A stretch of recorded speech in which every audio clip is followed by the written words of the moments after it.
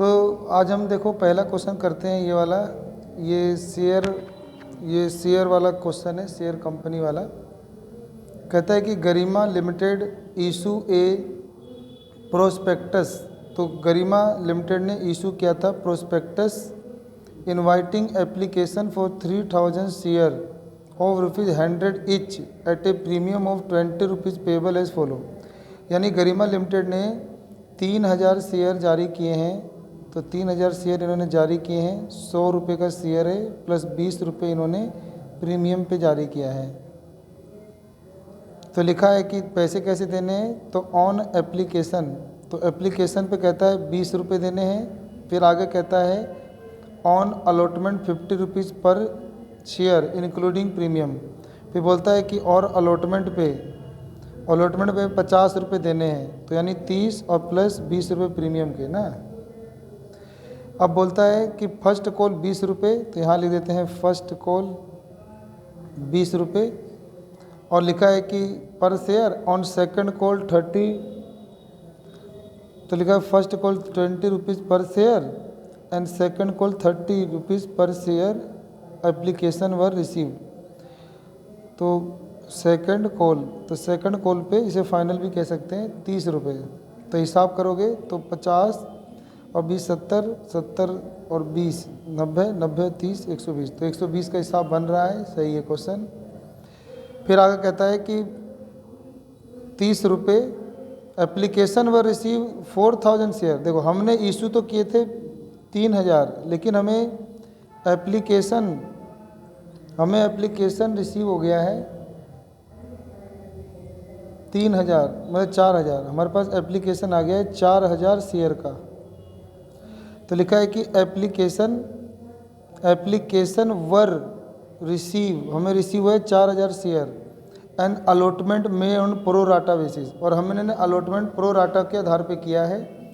और to the applicants of 3600 share, हमने 3600 share वालों को जो जिन्होंने अप्लाई किए थे उनको हमने प्रो राटा पे दिया है। और जो रिमेनिंग बच गए, यानी रिमेनिंग कितने बच गए 4000 में से 3600 वाले को तो प्रो राटा के आधार पे दे दिया, यानी 3600 वाले को 3000 दे दिया।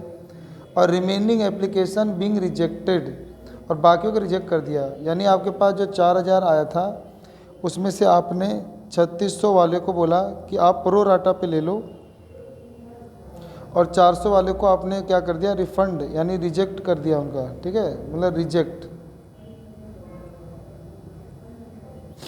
तो 3600 वाले को अगर आपने दिया होगा प्रो राटा पे तो 3000 दिया होगा। तो 2 0 से 2 0 कट गया, ये 6 से कट जाएगा तो 6 6 36 36 6:5 आ रहा है। तो 6:5 का मतलब हुआ कि मतलब जिन्होंने 6 की एप्लीकेशन भेजी थी हमने उनको 5 अलॉट किए हैं। सही है। फिर बोलता है कि money receive on application was adjusted on account of sum due on allotment. और जो एप्लीकेशन के साथ जो मनी रिसीव हो गई थी उसको एडजस्ट कर देना है, यानी जो एक्स्ट्रा पैसा आ गया था एडजस्ट कर देना है अलॉटमेंट के लिए। तो यानी आपके पास जो एक्सेस मनी आ जाती है तो उस एक्सेस मनी को बोल रहा है कि उसको तुम एडजस्ट कर दो। ठीक है, तो उसको एडजस्ट कर दो कौन से खाते में, तो अलॉटमेंट में कर दो।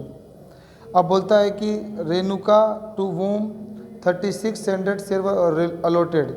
एक लड़की थी उसका नाम था रेणुका, हमने उसको अलॉट किया था 360 शेयर। तो उसने अप्लाई किया होगा कुछ, हम अप्लाई भी पता कर लेंगे। तो आगे पहले पढ़ लूँ। Renuka to whom 360 share were allotted. Renuka को जो इतने शेयर अलॉट किए गए थे, fail to pay allotment money and call money. तो वो फेल हो गई अलॉटमेंट मनी भी देने से और कॉल मनी भी देने से। And her share were forfeited, और हमने उसके शेयर फॉरफिटेड कर लिए। ऐसी एक और है कनिका ने application for 200 share were fail to pay the 2 call. अब एक लड़की और है जिसका नाम है कनिका भी 200 शेयर इसने अप्लाई किए थे ना, तो हमने इसको अलॉट किए होंगे, वो पता करेंगे अभी कितने अलॉट किए हैं। तो ये भी लड़की फेल हो गई है।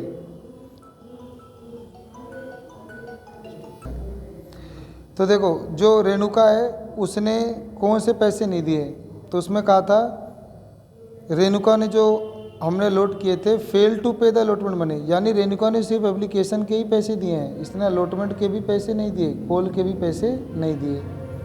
अब ऐसे ही कह रहे हैं कनिका ने 200 शेयर जिन्हें अप्लाई किए थे, तो ये भी लड़की फेल हो गई है टू कॉल, यानी इसने एप्लीकेशन के पैसे दे दिए थे, अलॉटमेंट के भी इसने दे दिए थे, यानी ये दोनों कॉल पे फेल हो गई।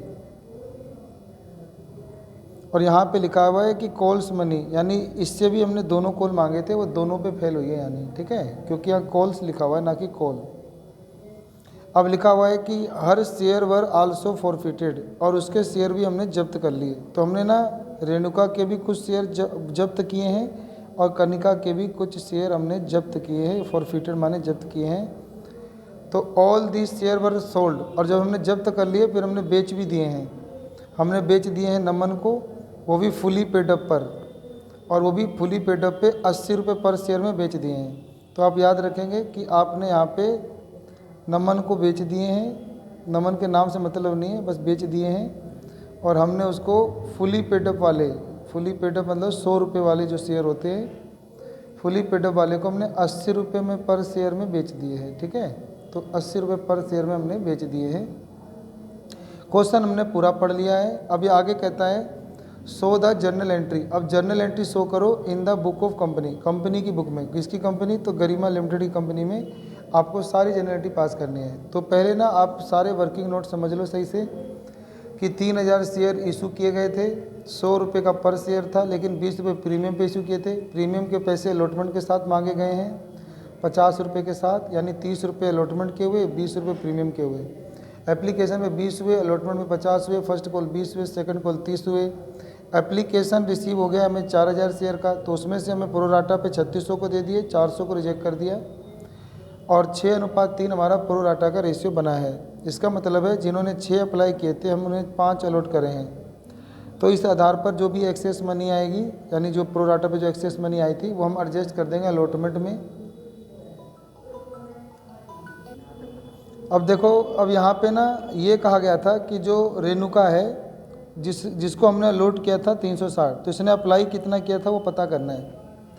तो देखो, अगर हमें पता करना हो कि किसी को उसने कितना अप्लाई किया था और हमें पता है कि उसको हमने कितना अलॉट किया है शेयर, तो उसको कैसे निकालेंगे। तो जब हम 6 वाले को 5 दे रहे हैं, तो ऐसे ही 360 वाले को हम, मतलब 360 वाले ने कितने अप्लाई किए होंगे, तो ये 5 से यहाँ काट दोगे ना, तो 5 7 35, 5 दूनी 72, अब 72 को यहाँ 6 से गुना कर दो, तो 6 दूनी 12 का 2 हासिल 1, 6 से 42 1 43, तो यानी उसने 432 अप्लाई किए थे, तो उसने 432 अप्लाई किए थे, ये पता चल गया। यानी 360 को अगर हम 5 से भाग दे दें और 6 से गुना कर दें, तो ये आपका पता चल जाएगा कि कितने अप्लाई किए थे। 5 से भाग देने पे आया था 5 7 35, 5 दूनी 72, अब 72 को मैंने 6 से गुना करना है, तो 6 दूनी 12 का 2 हासिल गया 1, 5 7 35, 5 दूनी 10, और इसे 6 से गुना करना है, 6 दूनी 12 का 2 हासिल गया 1, 6 7 42 1 43, हाँ 432 आ रहा है। तो इसने अप्लाई किए थे यानी 432 शेयर। ऐसी कनिका ने भी 200 शेयर अप्लाई किए थे, तो हमने से अलॉट कितने किए होंगे, तो 200 को गुना कर देंगे अलॉटेड 5 और डिवाइड में नहीं इसने, हाँ मतलब किसी ने 200 अप्लाई किए थे, तो ये कट ही नहीं पा रहा यार, ये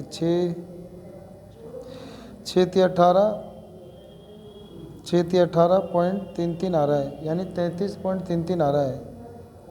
चलो, तो 200 को 5 से गुना करो जितना लोड किया है, और एप्लीकेशन आया था यानी 6, या तो इसकी जगह यूँ भी कर सकते हो, 200 गुना 3000 हमने देने हैं और 3600 से भाग, बात वही पड़ेगा। ये अभी गुना हो जाएगा तो 1000 बट्टे में 6, इसको 6 से काट दोगे तो 6 कम 6 6 36 6 36.66, यानी 167 शेयर मान लेंगे, ठीक है। तो 167 शेयर यानी उसको हमने अलॉट किए थे, क्योंकि उसने अप्लाई किए थे 200। तो ये लड़की ने क्या किया कि एप्लीकेशन और अलॉटमेंट के पैसे दे दिए हैं और इसने दोनों कॉल के पैसे नहीं दिए, तो इसका शेयर हमने फॉरफिटेड कर लिया है। ऐसे यहाँ पर हमने ना इसका एप्लीकेशन ले लिया है, अलॉटमेंट नहीं दिया ना इसने कॉल दिया, फिर हमने इसका भी फॉरफिटेड कर लिया है।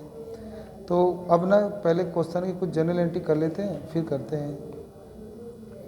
तो जनरल एंट्री बनेगी बैंक अकाउंट डेबिट, है ना, bank account debit to share application account. तो पहला एंट्री हो गया bank account debit to share application account. तो हमारे पास कितने शेयर के पैसे आएंगे? तो हमारे पास पैसे आ जाएंगे, हमारे पास आ जाएंगे 4,000 रुपये। 4,000 रुपये 20 रुपये अप्लाई होगा, तो यानी 80,000 रुपये आ जाएंगे। ठीक है, 80,000 रुपये आ जाएंगे। और उसके बाद ये पहली एंट्री ख़त्म हो जाएगी। बाकी यहाँ नरेशन लिख देंगे बीइंग एप्लीकेशन मनी रिसीव। पहली एंट्री के बाद अब हम इसको शेयर एप्लीकेशन मनी को ट्रांसफ़र करेंगे। तो क्या हो जाएगा कि share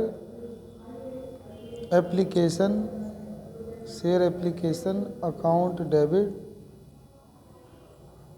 to share capital account, और आ जाएगा।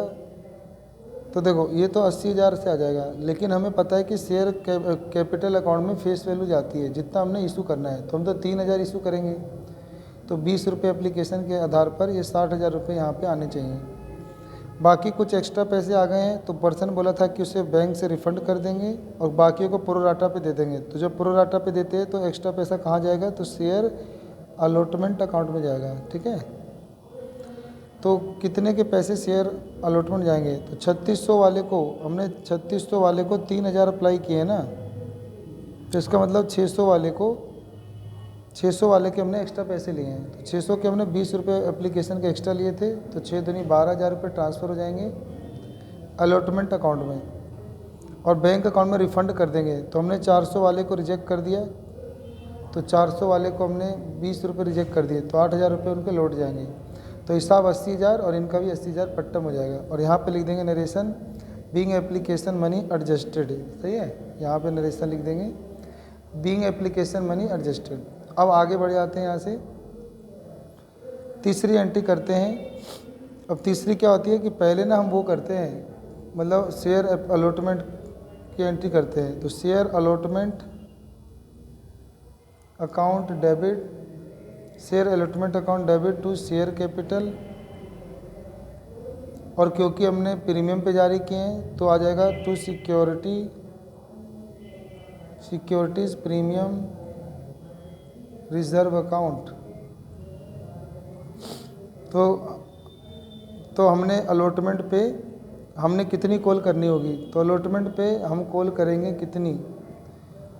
तो अलॉटमेंट पे हम 3,000 पे कॉल करेंगे ना, क्योंकि 3,000 हमने इशू किए थे। तो 3,000 पर हम मांगेंगे 50 रुपये, तो यानी 1.5 लाख रुपये आने चाहिए।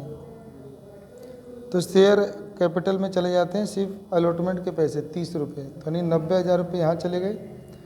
और सिक्योरिटी प्रीमियम में 20 रुपये का प्रीमियम था ना, तो 60,000 रुपये सिक्योरिटी प्रीमियम में चले जाएंगे। अब हम पैसा मांगेंगे चौथा एंट्री, तो bank account debit to share allotment account, bank account debit to share allotment account. आपको पूरा 1.5 लाख आना चाहिए था, लेकिन आपको 1.5 लाख नहीं आएगा। क्यों नहीं आएगा? क्योंकि एक जो रेणुका थी उसने आपके पैसे रोक लिए। तो हिसाब लगाते हैं रेणुका का कि उसने कितने पैसे रोके होंगे। तो रेणुका ने अप्लाई कितने किए थे? तो देखो हमने अभी निकाला था, रेणुका ने अप्लाई किए थे 432 शेयर उसने 20 रुपये से अप्लाई किया होगा, क्योंकि एप्लीकेशन मनी 20 रुपये है, तो उसके हिसाब से आया होगा 8,640 रुपये। लेकिन हमने उसको कितना लोड किया? बस हमने उसको 360 ही लोड किया है। 360 यानी 20 से हिसाब से बन जाता है 7200 रुपये।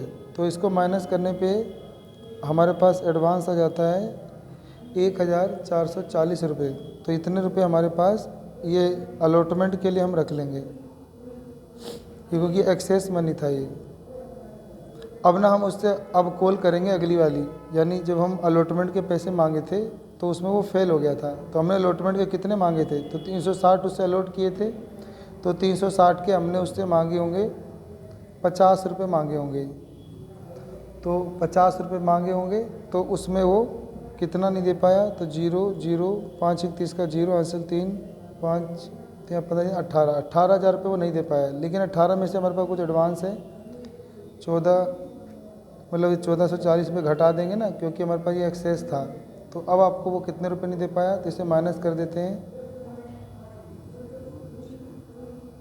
तो 16,560 रुपये नहीं दे पाया। तो आपके पास आने कितने पैसे चाहिए थे, तो ये आपके पास 1.5 लाख रुपए आने चाहिए थे। तो 1.5 लाख में से वो कितना नहीं दे पाया, तो इतना रुपये नहीं दे पाया। तो 1.5 लाख रुपए में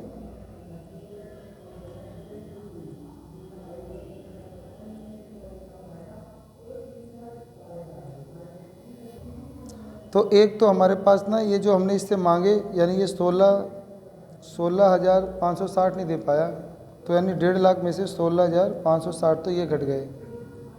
तो बचे होंगे, घटा लेते हैं, 0 4 4, यहाँ पे 9 में से 3 6 गया 3, और यहाँ पे 4 में से गया 3 1। तो अब इसमें से देखो आपके पास एडवांस कितने आ चुके हैं, ये वाला आपके पास एडवांस 12,000 आ चुके हैं। तो इसमें से 12,000 और घटा दो, तो आपका आ जाएगा 0 4 4 1 1 1 2 1। तो 1,21,440, 1,21,440। तो यानी यहाँ पर लिख देंगे बैंक अकाउंट में 1,21,440, 1,21,440। दोबारा समझो, 1.5 लाख रुपए आने चाहिए थे, जिसमें से आपके पास पहले ही एडवांस आ चुके हैं ये वाले। तो ये वाले ना इसमें से कम हो जाएंगे। तो 1.5 लाख में से 12,000 तो ये वाले कम हो जाएंगे। और जो ये रेणुका है जिसने अप्लाई किए थे 432, तो उसको 20 से गुना करने पे इतना आया था। हमने इसको अलॉट किया 360, घटाने पे इतना एडवांस आया था। फिर जब अलॉटमेंट के मांगे 50 रुपये, तो वो 18,000 में फेल हो गई। लेकिन 18,000 नहीं फेल हुई, ये तो एडवांस दे चुकी है कुछ, वो घटाने के बाद इतने से फेल हुई है। तो इतना रुपये 1.5 लाख में से और घटा देंगे ना, तो आपका ये आ जाएगा 1,21,440 रुपये आ जाएगा। ठीक है, तो ये आपके पास इतने पैसे आ गए। अगला बढ़ जाते हैं यहाँ से। अगला एंट्री होती है हमारी 5वीं, वो होती है ना कॉल की, फर्स्ट कॉल की। फर्स्ट कॉल पे अब 20 रुपये मांगे थे, तो 20 रुपये मांगने की एंट्री हो जाएगी share first call account debit, share first call account debit to share capital account. तो अब हम उससे कितने मांगेंगे, अब हम उससे तो पूरे, अभी हमने जब्त नहीं किए किसी के, इसीलिए हम 3,000 की एंट्री करेंगे। अभी हमने किसी के जब्त नहीं किया ना, इसीलिए 3,000 की एंट्री। 3,000 पे हम कितने मांगेंगे, 20 रुपये, तो ये आ जाएगा 60,000। अब हम यहाँ पर पैसे आने की एंट्री करेंगे, bank account debit to share first call account.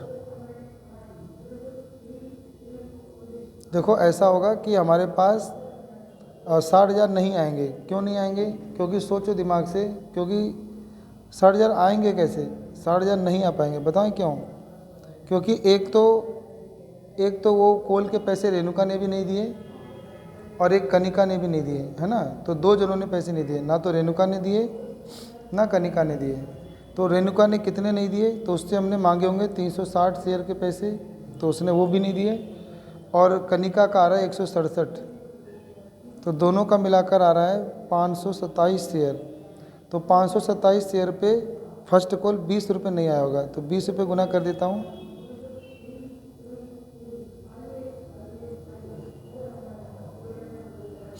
$10,540 नहीं आएगा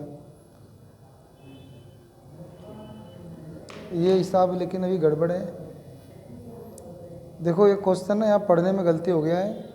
यहाँ पे लिखा था कि Kanika the applicant of 2,000 share, ये एप्लीकेंट लिखा हुआ है, सही है। तो यानी ये वो एप्लीकेंट है जिसको 200 शेयर दे चुके हैं, तो ये फेल हो गई है 2 कॉल देने से, यानी ये अलॉटेड वाला है। ठीक है, तो यानी कनिका जो है ना, ये 200 के 200 ही उसका अलॉटेड है, तो 200 का 200 अलॉटेड है, इसका ये निकालने की ज़रूरत नहीं है। तो यानी इसने 200 शेयर पे ये भी दे दिए, ये भी दे दिए, लेकिन 200 के कॉल के पैसे नहीं दिए। तो एक तो रेणुका ने कॉल के पैसे नहीं दिए 360 शेयर पर, और इसने 200 शेयर पे पैसे नहीं दिए। तो यानी 360 पर रेणुका ने नहीं दिए, 200 शेयर के कनिका ने नहीं दिए, तो टोटल 560 शेयर पे आपको फर्स्ट कॉल 20 रुपये इन्होंने नहीं दिए। तो 20 रुपये अगर मैं यहाँ गुना कर दूँ तो 11,200 रुपये नहीं दिए। तो 60,000 में से ये जो 60,000 है ना, इसमें से आप माइनस कर दो 11,200, तो आपका आ जाता है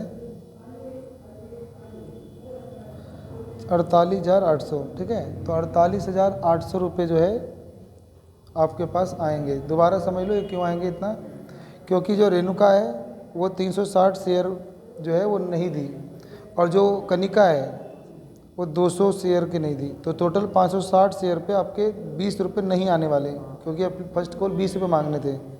तो गुना करने पे आ जाता है ये 11,200 नहीं आने वाले। तो 60,000 में से 11,200 घटा दोगे ना, तो 48,800 नहीं आने वाले। ठीक है, समझ गए होंगे ना, आ गया। अब हम आगे बढ़ जाते हैं, इससे आगे क्या एंट्री होगी। तो आगे अब कौन सी कॉल करते हैं, तो आगे अब कॉल करते हैं, छठा नंबर था ये, अब सातवां। अब हम सातवां कॉल करते हैं, सेकंड कॉल वाला। तो चलो लिख लेते हैं, share second call account debit to share capital account. तो हम ना अब अभी भी हमने जब्त नहीं किए हैं, तो अभी भी हम ना 3,000 पे 30 रुपये मांगेंगे, तो कितने आ जाएगा, 90,000 रुपये आ जाएगा। अब ऐसे ही यहाँ पर, अब यहाँ पर क्या होगा, पैसे मांगने की एंट्री होगी। तो बैंक अकाउंट डेबिट, पैसे आने की, bank account debit to share second call account. अब देखो यहाँ पे भी गड़बड़ है, आपके पास पूरे 3,000 शेयर के पैसे नहीं आएंगे। अभी भी यहाँ पर दोनों ने नहीं दिया होगा, तो 500 मतलब 360 उसने नहीं दिया होगा रेणुका ने, और 200 शेयर के पैसे कनिका ने नहीं दिया होगा, तो 560 शेयर के पैसे 30 रुपये के हिसाब से नहीं आएंगे। तो गुना करके पता करो, तो 16,800 रुपये नहीं आएंगे। तो 90,000 में से 16,800 रुपये माइनस कर दो, तो आपके पास आएंगे 73,200। तो आपकी यहाँ तक तो एंट्री हो गई, मतलब ये 7 और ये 8, ये 8 एंट्री तक तो है, मतलब थोड़ी थोड़ी दिक्कत आती है, बाकी हो ही जाता है।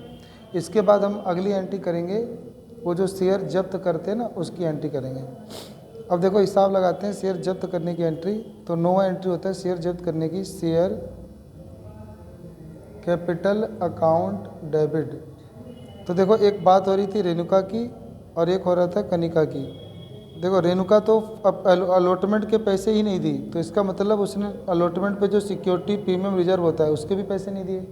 तो जब सिक्योरिटी प्रीमियम रिजर्व के पैसे नहीं मिलते, तो सिक्योरिटी प्रीमियम रिजर्व को जो हमने शुरू में क्रेडिट किया था, तो उसको डेबिट कर देंगे। तो लिख देंगे securities premium reserve account debit to share forfeited account.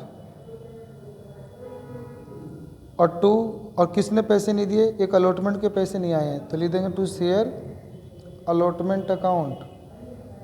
फिर और कौन से पैसे नहीं आए हैं, तो आगे देखो फर्स्ट कॉल पे भी आपके पास पैसा नहीं आया है, सेकंड कॉल पे भी पैसा नहीं आया है, तो लिखो टू शेयर फर्स्ट कॉल। दोनों ने फर्स्ट कॉल सेकंड कॉल के पैसे नहीं दिए, कनिका ने तो दे दिए थे एप्लीकेशन के और अलॉटमेंट के। तो यही थोड़ा ध्यान देना होता है, to share first call account to share second call account. अब यहाँ से थोड़ा सा देखते हैं कैसे कैसे क्या होगा। तो देखो अलॉटमेंट में रेणुका के कितने जब्त करोगे, तो अलॉटमेंट में कितना जब्त होगा, यहाँ से थोड़ा हिसाब गड़बड़ा जाता है। तो देखते हैं कितना कितना जब्त होगा। देखो कनिका ने हमें कितने रुपए दिए होंगे, तो हमने अभी ऊपर हिसाब किया था, वहाँ चलते हैं। देखो कनिका ने आपको 432 शेयर पे 20 रुपये के हिसाब से आपको 8,640 रुपये उसने दे चुकी है। ठीक है, तो इतने पैसे ना आपको मिल चुके हैं। आप ये पैसे इतने ही मिले होंगे ना, बाकी तो उसने कोई दिए ही नहीं थे, तो इतने रुपए हम उसके जब्त करेंगे। ऐसे अगर कनिका की बात करें, तो कनिका ने कितने रुपए दिए होंगे, एप्लीकेशन के भी और अलॉटमेंट के भी दिए होंगे। तो उसको ये अलॉटेड वाला मनी है ना, तो इसका हिसाब करते हैं। तो देखो यहाँ से share capital account debit to security premium reserve account to share forfeited account, share allotment account, share first call account और शेयर सेकंड कॉल अकाउंट। तो देखो अभी हमने ना यहाँ पे देखा था कि शेयर फॉरफिटेड में कितने पैसे आएंगे, पहले ये हिसाब कर लेते हैं। तो देखोगे तो रेणुका ऐसे करते हैं, देखो यहाँ पे हमने ना 360 तो किसके जब्त किए, रेणुका के, और 200 जब्त किए किसके, मतलब कनिका के। तो टोटल हमने 560 शेयर जब्त किए, और ये शेयर ना 100 रुपये पे जब्त किए हैं, तो इसीलिए यहाँ पे आ जाएगा 56,000।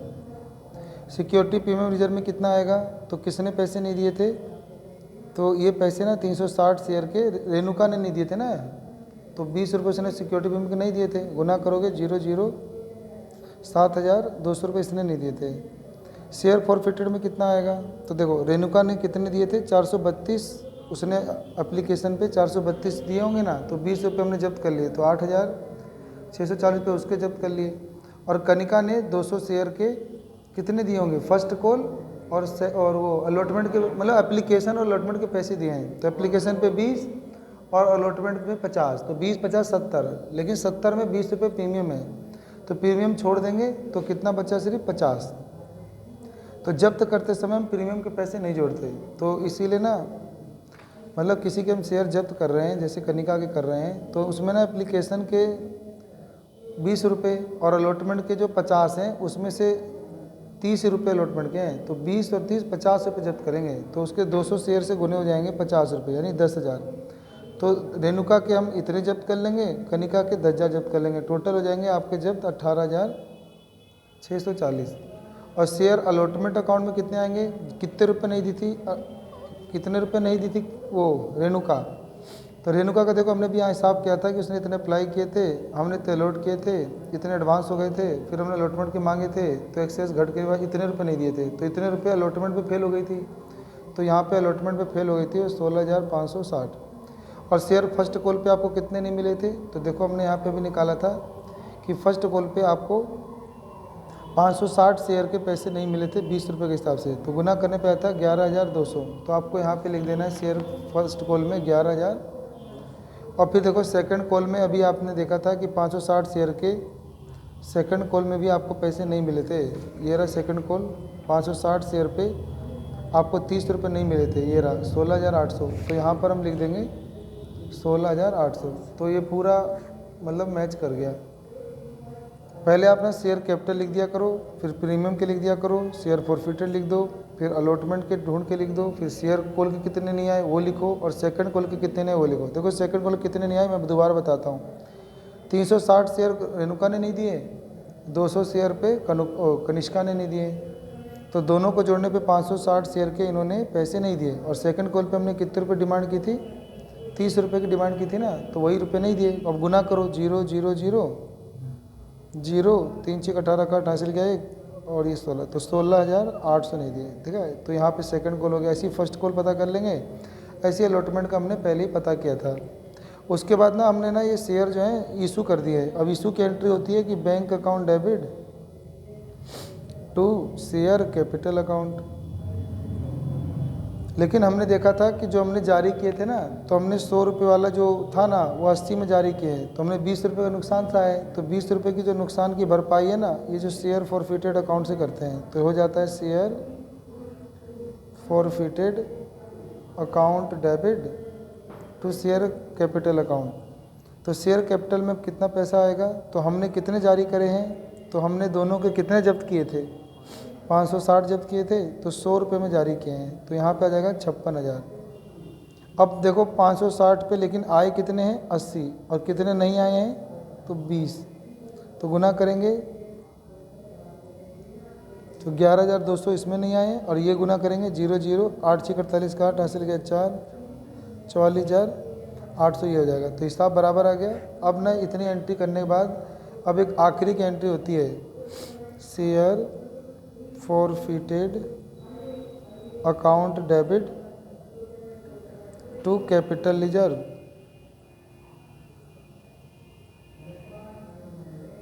आपने शेयर जब्त में कितने रुपए जब्त किए थे, तो आपने जब्त किए थे 18,640। देखो आपने यहाँ पे कितने रुपए जब्त किए थे, यहाँ पे लिखा है 18,640, और अभी अभी आपको लॉस हो गया है कितना 11,200। आप इसे घटा दो तो इतने रुपए बच गए। तो जितने रुपए बच गए 7,040, तो इसको गुना कर देते हैं कि हमने कितने जब्त किए थे, 3,000, है ना, और कितना हमने मतलब कितने जब्त किए थे, 3,000, और रीइशू कितने किए, 3,000, तो ये कट गया, तो यानी यही बच गया, तो 7,000। तो ये आपका आंसर आ गया। तो यहाँ पर हमने ना जो टोटल 18,640 रुपये जो जब्त किए हैं, ये पूरा प्रॉफिट नहीं हुआ है, क्योंकि अभी हमने इशू करने में 20 रुपये छोड़ दिए थे। फुली पेड अप वाले को यानी 100 वाले को हमने 80 में इशू करा है, तो 20 रुपये का जो नुकसान सा आता है वो इस खाते से हम भरपाई करेंगे। तो इसमें से ये खाता यानी ये पैसा घटा देंगे, तो घटाने पे आपका इतना बचता है। अब आपका जितना भी अमाउंट बचा है यानी फॉरफिटेड अमाउंट बचा है, तो इस अमाउंट को गुना किया जाता है री इशू, यानी आपने जितने शेयर री इशू किए हैं, और डिवाइड कर देते हैं फॉरफिटेड शेयर, री इशू शेयर से मल्टीप्लाई। अब मान लो अगर 1500 ही हमने जारी किया होता है, तो 1500 यहाँ लिख के बटे में 3,000 फॉरफिटेड लिख देते, लेकिन यहाँ पे तो 3 के 3,000 इशू कर दिए, तो इसीलिए 3,000 कट गया, पूरा का पूरा पैसा आपका कैपिटल लेजर में ट्रांसफ़र हो जाता है। यहाँ पर एक नरेशन लिख देंगे, being profit on re issue transfer to capital reserve account, सही है, ऐसे हो जाएगा।